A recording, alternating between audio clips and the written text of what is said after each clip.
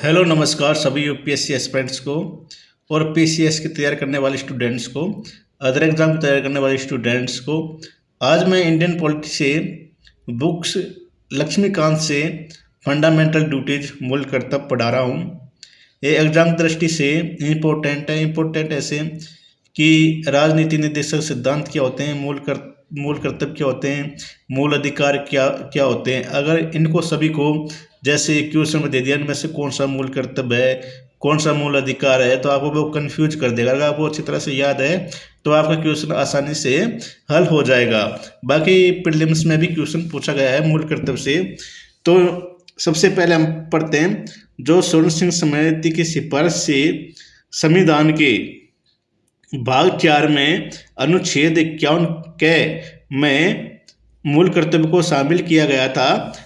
यद्यपि स्वर्ण सिंह समिति ने संविधान में 8 मूल कर्तव्यों को जोड़े जाने का सुझाव दिया था, लेकिन 42वें संविधान संशोधन अधिनियम 1976 दोबारा 10 मूल कर्तव्यों को जोड़ा गया। उसके बाद में 86वें संविधान संशोधन अधिनियम 2002 के दोबारा एक मूल कर्तव्य और जोड़ा गया था। अब कितने टोटल है वर्तमान में, तो 11 मूल कर्तव्य है। ठीक है। समिति द्वारा दी गई कुछ सिफारिश को कांग्रेस पार्टी द्वारा स्वीकार नहीं किया गया और इन्हें संविधान में शामिल नहीं किया गया। इसमें शामिल है, संसद किसी आर्थिक दंड या सजा का प्रावधान तब कर सकती है जब कोई किसी कर्तव्य के अनुपालन से इनकार कर दे, तो इन्हें शामिल नहीं किया गया है। ठीक है। फिर है मूल अधिकारों को लागू करने के आधार पर या मूल कर्तव्यों में अरुचिकर होने के आधार पर कोई भी कानून इस तरह का अर्थ दंड या सजा लगाने का प्रावधान अदालत द्वारा नहीं करेगा। कर अदायगी भी नागरिकों का मूल कर्तव्य होना चाहिए। तो ऐसी बात किसने की थी? स्वर्ण सिंह समिति ने, लेकिन इन्हें शामिल नहीं किया गया था। ठीक है। अब हम आगे देखेंगे मूल कर्तव्यों की सूची। अनुच्छेद 51 के अनुसार भारत के प्रत्येक नागरिक का कर्तव्य होगा कि वह संविधान का पालन करे, उसके आदर्शों, संस्थाओं और राष्ट्र ध्वज और राष्ट्रगान का आदर करे। और क्या है हमारा मूल कर्तव्य एक क्या है? संविधान का पालन करे, उसके आदर्शों, संस्थाओं और राष्ट्र ध्वज और राष्ट्रगान का आदर करे। फिर मूल कर्तव्य 2 क्या है? स्वतंत्रता के लिए हमारे राष्ट्रीय आंदोलन को प्रेरित करने वाले उच्च आदर्शों को हृदय में संजोए रखे और उनका पालन करे।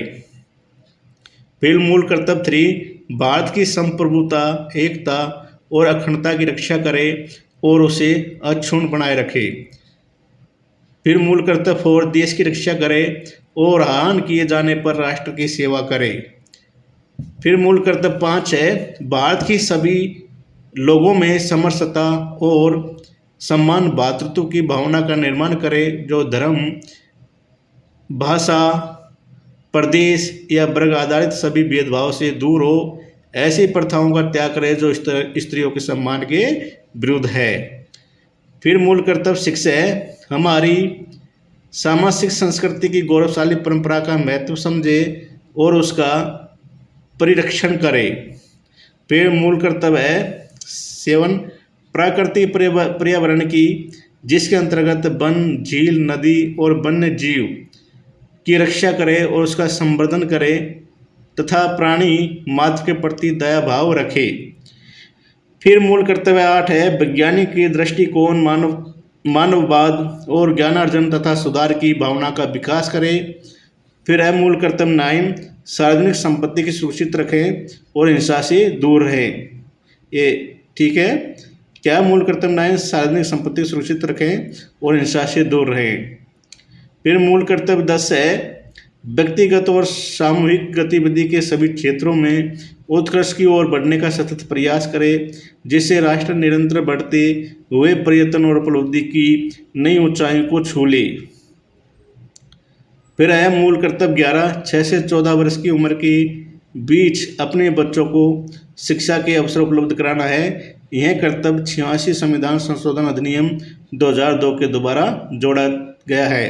तो हमने ये 11 मूल कर्तव्य पढ़ लिए। अब हम इनकी विशेषताएं देखते हैं। अब हम मूल कर्तव्य की विशेषता छोड़ देते हैं। मूल कर्तव्य का महत्व क्या है?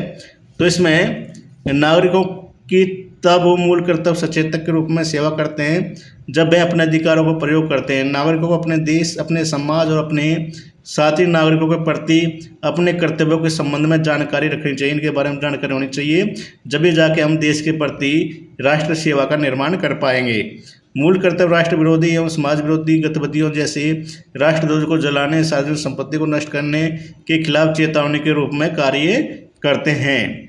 मूल कर्तव्य नागरिकों के लिए प्रेरणा स्रोत है और उनमें अनुशासन और प्रतिबद्धता को बढ़ाते हैं। वे सोच को उत्पन्न करते हैं कि नागरिक केवल मूक दर्शक नहीं है बल्कि राष्ट्रीय लक्ष्य की प्राप्ति में सक्रिय भागीदार है। ये बताने का काम करते हैं। हमें खुद सजग रहना जरूरी है हमारे देश के प्रति, राष्ट्रध्वज के प्रति, संविधान के प्रति, ठीक है, और भाईचारे को बढ़ावा देना चाहिए। मूल कर्तव्य अदालतों को किसी विधि की संवैधानिकता, वैधता एवं उनके परीक्षण के संबंध में सहायता करते हैं।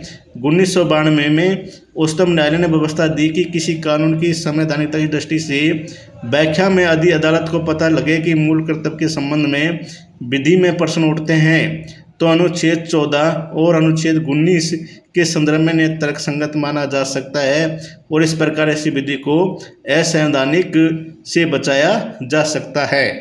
ठीक है।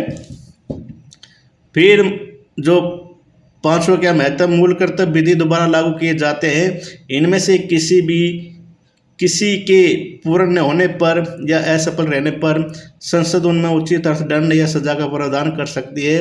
तत्कालीन विधि मंत्री HR गोखले ने संविधान लागू होने के 26 वर्षों बाद मूल कर्तव्य को शामिल करने के निम्नलिखित कारण बताए। ठीक है, तो ये 5 महत्व है, इसलिए मूल कर्तव्य को संविधान में शामिल किया गया है। तो आज मैंने मूल कर्तव्य से संबंधित कंप्लीट टॉपिक करवा दिया है, इससे संबंधित मिनी टेस्ट सीरीज भी करवा दी है। प्लीज़ मेरे इस चैनल को आप लाइक, सब्सक्राइब, शेयर जरूर करें। जय हिंद, जय भारत।